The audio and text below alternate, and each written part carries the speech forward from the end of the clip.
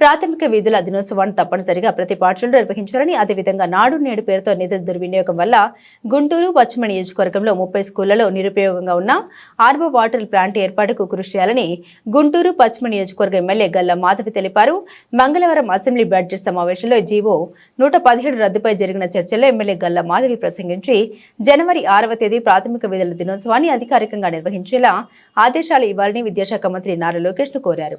మంత్రి నారా లోకేష్ స్పందిస్తూ ప్రాథమిక విధుల దినోత్సవ సమయంలో ఎమ్మెల్యే గల్లా మాధవ్ చేసిన సూచన చాలా విలువైంది, దాన్ని పరిగణలోకి తీసుకుంటామని మంత్రి నారా లోకేష్ హామీనిచ్చారు. ధన్యవాదాలు అధ్యక్ష. విద్యాశాఖ మంత్రిగా నారా లోకేష్ గారు ఉండడం ఆంధ్రప్రదేశ్ రాష్ట్ర విద్యా వ్యవస్థకు అదృష్టంగా చెప్పవచ్చు అధ్యక్ష. మన విద్యా విధానంలో ఉన్న లోపాలపై దృష్టి పెట్టి అనేక సంస్కరణలు చేపడుతున్నారు అధ్యక్ష.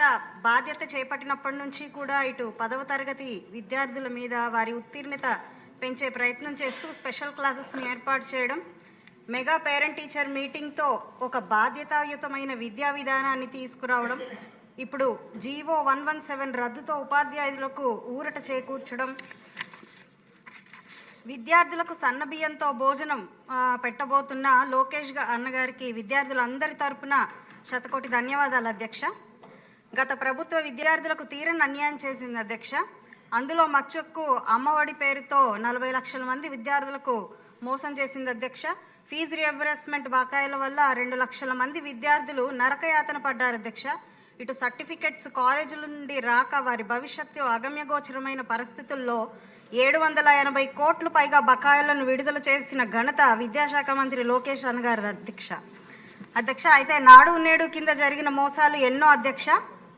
అత్యధిక నిధులు కేటాయించిన పరిస్థితుల్లో కూడా ఈరోజు సరిపోని పరిస్థితి ఏర్పడింది అధ్యక్ష. అందులో మా పశ్చిమ నియోజకవర్గంలో దాదాపు 31 స్కూళ్ళు ఉన్నాయి అధ్యక్ష. అందులో ఆర్ఓ ప్లాంట్స్ అంటూ కొన్ని కోట్ల వ్యయం చేసి నిరుపయోగంగా ఇన్స్టాలేషన్ చేయకుండా వదిలేయడం జరిగింది అధ్యక్ష.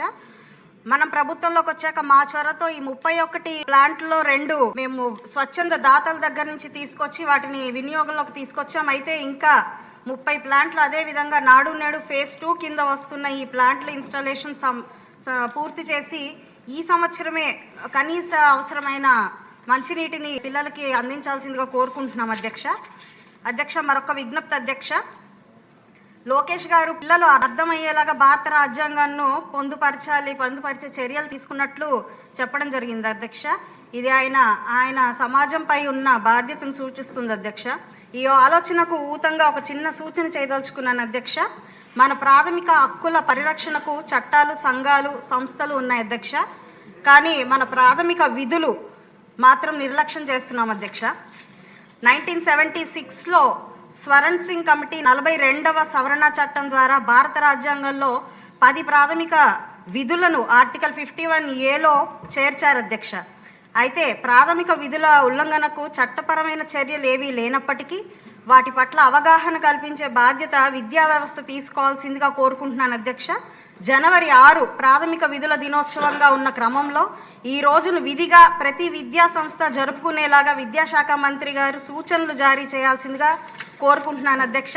జనవరి 6 ప్రాథమిక విధుల దినోత్సవాన్ని తప్పనిసరి చేస్తే ఆ తర్వాత వచ్చే జనవరి 26 రిపబ్లిక్ డే, మార్చి 8 women's day, August 15 independence day, November 26 constitution డేకి ఒక సరైన విలువ చేకూరుతుందని అభిప్రాయపడుతున్నాను అధ్యక్ష. కావున చిన్న వయసులోని పిల్లలందరికీ ఇవి తెలియపరిచే ప్రయత్నం విద్యాశాఖ మంత్రి గారు చేయాల్సిందిగా కోరుకుంటున్నాను అధ్యక్ష. గల్లా మాధవి గారు చెప్పినట్టున్నారు అధ్యక్ష. స్వర్ణ సింగ్ అది 51A అంటే అది తీసుకొచ్చాం. అక్కడ ప్రాథమిక విధుల గురించి కూడా చెప్తాం జరిగింది. మంచి సలహా ఇచ్చారు మేడం గారు. అది కూడా మేము కొంచెం సీరియస్గా తీసుకుందామని నేను చెప్తాను అధ్యక్ష.